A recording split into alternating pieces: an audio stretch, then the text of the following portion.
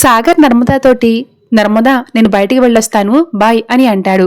నువ్వు బయటికి వెళ్తే మరి బట్టలు ఎవరు ఉతుకుతారు అంటూ బండిడి బట్టల్ని తీసుకుని వస్తుంది నర్మద. ఏ నేను బట్టలు ఉతకడం ఏంటి, ఏం మాట్లాడుతున్నావు అని సాగర్ అంటే, అప్పట్లో అంటే అందరం కలిసి ఉంటాం కాబట్టి ఎవరో ఒకరు బట్టలు ఉతికేవారు.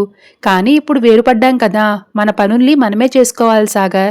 సగం ఇల్లు ఊడ్చి ముగ్గులు పెట్టేశాను కాబట్టి ఈ బట్టలు కార్యక్రమాన్ని నువ్వే చూడాలి అని అంటుంది నర్మద. ఏయ్ నేను గవర్నమెంట్ ఎంప్లాయీని, నేను బట్టలు ఉతకడం ఏంటి అని అంటాడు సాగర్. హలో బాబు, నీకంటే ముందు నేను గవర్నమెంట్ ఉద్యోగం చేస్తున్నా, ఎవరి పనులు వాళ్ళు చేసుకోవాల్సిందే. నీ ప్రెస్టేజ్ దెబ్బతింటుందంటే చెప్పు, జాబ్ మానేసి ఇంటి పనులు చేస్తాను అని అంటుంది నర్మద. దాంతో సాగర్ చచ్చినట్టుగా బట్టలు తీసుకుని ఉతకడానికి వెళ్తాడు. సాగర్ వెళ్లేసరికి అక్కడ ప్రేమ ధీరజులు బట్టలు ఉతుకుతూ ఉంటారు. వెల్కమ్ రా వేరుకాపురం అన్నయ్య, నువ్వు వస్తావని నాకు ముందే తెలుసురా అని వెటకారం చేస్తాడు ధీరజ్. ఎక్స్ట్రాలు చేయకుండా నీ పని నువ్వు చూసుకో అని అంటాడు సాగర్. బట్టలు ఉతకడం అలా కాదురా, నేను చెప్తాను కదా అడిగితే అని ధీరజ్ అంటే, పోరా అని ఆవేశపడతాడు సాగర్.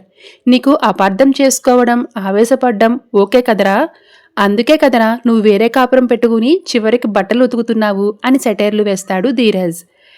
ఒరేయ్ చాలా ఎక్స్ట్రాలు మాట్లాడుతున్నావు, నీ పని నువ్వు చూసుకోలేదంటే మర్యాదగా ఉండదు అని అంటాడు సాగర్. ఓరి నాయనో ఓరి దేవుడో, మా వేరుకాపురం అన్నయ్యకి ఇంత కష్టం వచ్చి పడిందేంట్రా దేవుడా. ఇంట్లో పని చేయకుండా పిల్ల జమీందారులా ఉండేవాడు, కానీ ఇప్పుడు బట్టలు ఉతుక్కునే పరిస్థితికి తీసుకుని వచ్చావేంట్రా దేవుడా. వేరుకాపురం అంటే వేరే లెవెల్లో ఉంటుందనుకున్నాడు, కానీ ఇప్పుడు వేరే కాపురం అనవసరంగా పెట్టానని అనుకుంటున్నాడు కదా అని ఏడ్పిస్తాడు ధీరజ్. ఎగ్జామ్ అయిపోయిన తర్వాత బాగా రాయలేదని అనుకుంటే ఏం లాభంలే ధీరజ్, మావయ్య గారి కాళ్ళు పట్టుకుంటే తప్ప మీ అన్నయ్యకి ఈ బాధ తప్పదు అని సెటైర్లు వేస్తుంది నర్మద అక్కడికి వచ్చి. దాంతో సాగర్ నేనంటే అందరికీ బాగా వెటకారం అయిపోయింది, చిచి అని అక్కడి నుంచి వెళ్ళిపోతాడు సాగర్.